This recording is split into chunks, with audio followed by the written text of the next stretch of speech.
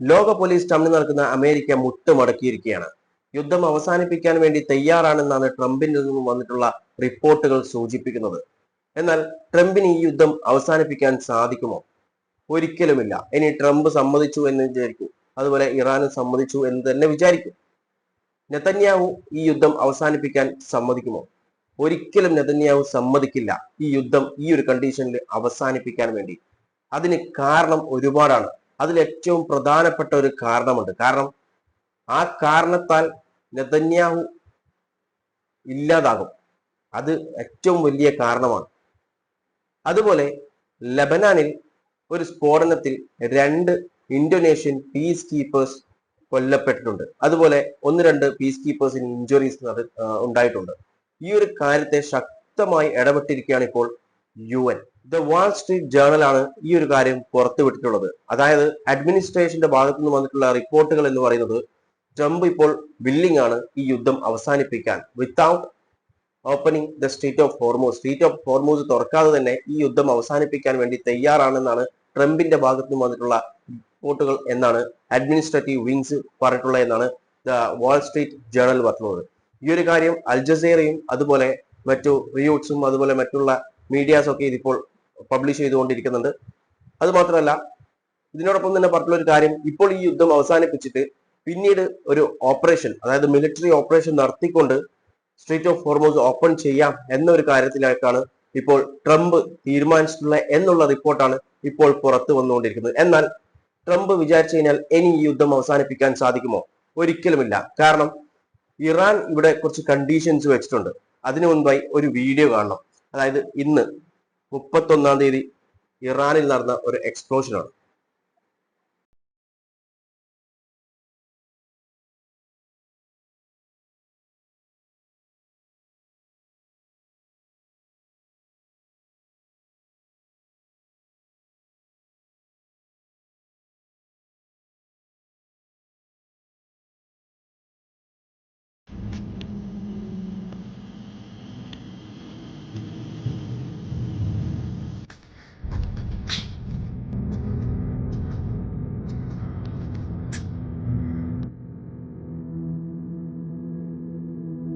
കണ്ടില്ലേ, ഇസ്ഫഹാൻ എന്ന് പറയുന്ന ഒരു സിറ്റിയിലാണ് ഈ ഒരു ബ്ലാസ്റ്റ് നടന്നിട്ടുള്ളത്. അതായത് US ഇസ്രായേലി സ്ട്രൈക്കാണ് അവിടെ നടത്തിയിട്ടുള്ളത്.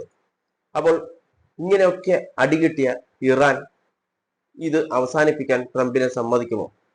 ഒരിക്കലുമില്ല. അവരുടെ കണ്ടീഷൻസ് അവർ ആദ്യമേ പറഞ്ഞിട്ടുള്ള കാര്യങ്ങളാണ്. അതിൽ മെയിൻലി പറഞ്ഞിട്ടുള്ള ഒരു കണ്ടീഷൻ എന്ന് പറയുന്നത്, ഈ യുദ്ധത്തിൽ എന്തൊക്കെ നഷ്ടം വന്നിട്ടുണ്ടോ അതൊക്കെ കോമ്പൻസേറ്റ് ചെയ്യണം എന്നൊരു കാര്യമാണ് പറഞ്ഞിട്ടുള്ളത്. അതായത് ഇറാൻ എന്തൊക്കെ നഷ്ടം വന്നിട്ടുണ്ടോ അതൊക്കെ നിരത്തി കൊടുക്കണം എന്നൊരു കാര്യം പറഞ്ഞിട്ടുണ്ട്. രണ്ടാമത് പറഞ്ഞിട്ടുള്ള ഒരു കണ്ടീഷൻ എന്ന് പറയുന്നത്, ഇനി ഈ റീജിയനിൽ ഒരു ഇതുപോലെയുള്ള കോൺഫ്ലിക്റ്റ് വരാൻ പാടില്ല. പ്രത്യേകിച്ചും ഇസ്രായേൽ ഇറാനെ അറ്റാക്ക് ചെയ്യാൻ പാടില്ല. ഇറാനെ മാത്രമല്ല മറ്റു രാജ്യങ്ങളെയും അറ്റാക്ക് ചെയ്യാൻ പാടില്ല. അവിടെ എപ്പോഴും ഒരു പീസ് കൊണ്ടുവരണം എന്നൊരു കാര്യം കൂടി ഇറാൻ പറയുന്നുണ്ട്. അതുപോലെ ഇറാന്റെ ഇന്റേണൽ മാറ്റേഴ്സിൽ ഒരു രാജ്യവും ഇടപെടാൻ പാടില്ല എന്നൊരു കാര്യം കൂടി പറഞ്ഞു. അങ്ങനെ ഒരുപാട് കണ്ടീഷൻസ് ഇറാൻ വെച്ചിട്ടുണ്ട്. അപ്പോൾ നമ്മളിവിടെ വ്യക്തമായി മനസ്സിലാക്കേണ്ട ഒരു കാര്യം, ഇപ്പോൾ US ഇതിൽ നിന്ന് പിന്മാറിക്കഴിഞ്ഞാൽ USന്റെ ക്രെഡിബിലിറ്റി, ഓൾറെഡി ക്രെഡിബിലിറ്റി ഇല്ല. കാരണം ഈ ട്രംപ് എന്ന് പറയുന്ന വ്യക്തി ഇപ്പം പറഞ്ഞതല്ല ഉച്ചക്ക് പറയാം, ഉച്ചക്ക് പറഞ്ഞതല്ല രാത്രി പറയാം, രാത്രി പറഞ്ഞതല്ല പിറ്റേ ദിവസം രാവിലെ പറയാം. അപ്പോൾ മാറ്റി മാറ്റി പറയുന്ന ഒരു വ്യക്തിയാണ്. അതുകൊണ്ട് വലിയ ക്രെഡിബിലിറ്റി ഒന്നും ഇപ്പൊ ഇല്ല US-ന്. ഇസ്രായേലിന്റെ കാര്യം പറഞ്ഞു കഴിഞ്ഞാൽ ഇസ്രായേലിന്റെ മെയിൻലി ആയിട്ടുള്ള ഫോക്കസ് പോയിന്റ് എന്ന് പറയുന്നത് ഇറാനെ അടിക്കുക മാത്രമല്ലായിരുന്നു. പിന്നീട് ഒരുപാട് ഉദ്ദേശങ്ങൾ ഉണ്ടെങ്കിലും നെതന്യാഹുവിന്റെ ഫോക്കസ് പോയിന്റ് ഒരു പക്ഷേ വരാൻ പോകുന്ന ഇലക്ഷൻ ആയിരിക്കും. ഒക്ടോബർ 2026 ഇസ്രായേലിൽ ഇലക്ഷൻ നടക്കുന്നുണ്ട്. അപ്പോൾ ഈ വാർ നടത്തി പെട്ടെന്ന് തന്നെ ഇതിലൊരു സക്സസ് ഉണ്ടായി കഴിഞ്ഞു കഴിഞ്ഞാൽ ഒരുപക്ഷെ അടുത്ത ഇലക്ഷനിൽ വേറെ ഒന്നും വേണ്ട, ഓട്ടോമാറ്റിക്കലി നെതന്യാഹു തന്നെ വിജയിക്കും, അവരുടെ പാർട്ടി തന്നെ വിജയിക്കും. അതുകൊണ്ടാണ് ഈ യുദ്ധം തുടങ്ങിയിട്ടുണ്ടാവുക. കാരണം ഒരു 3-4 ദിവസം കൊണ്ട് അടിച്ചു തീർക്കാമെന്ന് വിചാരിച്ചിട്ടുണ്ടാവും. ആൻഡ് സപ്പോർട്ട് ഓഫ് യുഎസിന്റെ സപ്പോർട്ടും കൂടിയുണ്ട്. പിന്നെ എന്ത് നോക്കാനാണ്, കയറി അടിച്ചതാണ്. പക്ഷേ ഇപ്പോൾ ഇനി ഒരു വിജയമില്ലാതെ ഇവർ പിന്മാറിക്കഴിഞ്ഞാൽ അത് അവരുടെ പാർട്ടിക്ക് നല്ല അടിയായിരിക്കും. അതുകൊണ്ട് തന്നെ നെതന്യാഹു ഇതിൽ നിന്നും പിന്മാറാനുള്ള സാധ്യത വളരെ കുറവാണ്. കാരണം ഒന്നെങ്കിൽ വിജയിക്കണം, അല്ലെങ്കിൽ അത് അടുത്ത ഇലക്ഷനിൽ ഇവർക്ക് നെഗറ്റീവായിട്ട് ബാധിക്കുമെന്നുള്ള കാര്യം ഉറപ്പാണ്.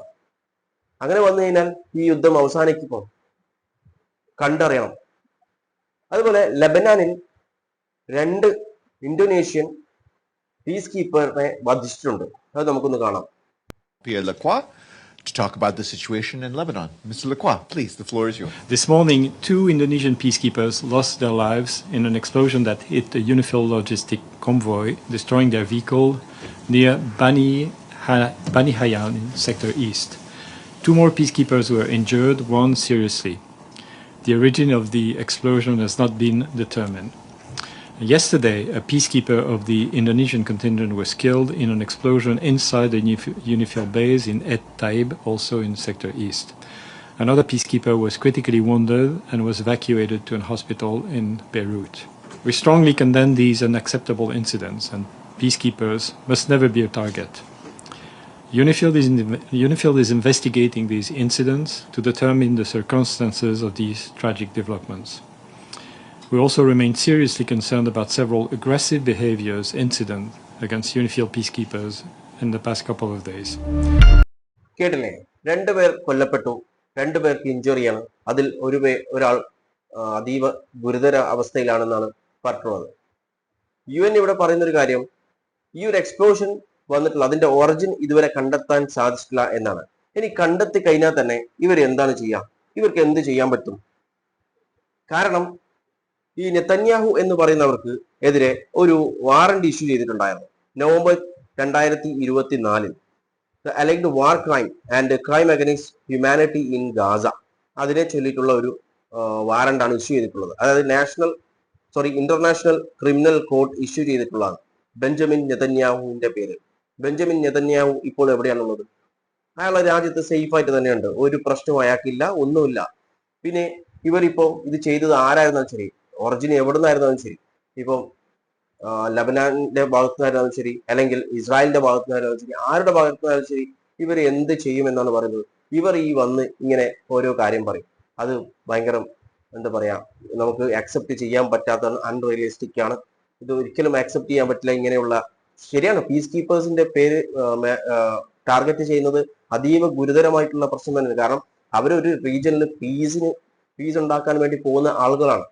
അപ്പോൾ അവരെ ടാർഗറ്റ് ചെയ്യുക എന്ന് പറയുന്നത് ഇറ്റ്സ് എ വാർ ക്രൈം. പക്ഷേ എന്ത് വാർ ക്രൈം ആയിരുന്നാലും ശരി, ഇവർക്ക് എന്ത് ചെയ്യാൻ പറ്റും? നവംബർ 2024 വാറന്റ് ഇട്ട ആൾക്കാരെ ഇപ്പം ഫിഗറ്റീവ് ആയിട്ടുള്ള ആള് എന്നാണ് പറഞ്ഞിട്ടാണ് നടക്കുന്നത്. അയാൾക്ക് ഒരു പ്രശ്നവുമില്ല, അയാൾ അടിപൊളിയായിട്ട് നടക്കുന്നു, യാതൊരു പ്രശ്നവുമില്ല. പിന്നെ UN എന്ത് കാട്ടുമെന്നാണ് പറയുന്നത്?